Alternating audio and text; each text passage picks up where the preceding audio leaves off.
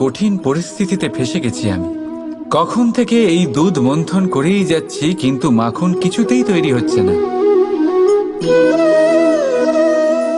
হলো?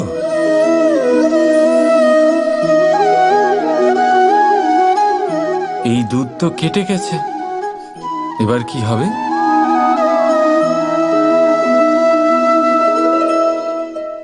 আপনারা নিশ্চয়ই ভাবছেন কি সব অসম্ভব কাজ করার চেষ্টা করি আমি সবসময়।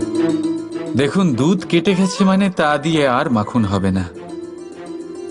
ঠিক, খুব ভালো কথা যে আপনারা এটা জানেন।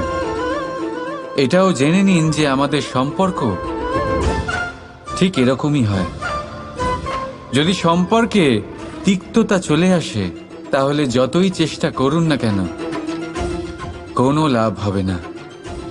যদি আপনি আপনার সম্পর্কে সুখের মিষ্টি মাখন খেতে চান, তাহলে মন রূপী দুধকে কাটতে দেবেন না।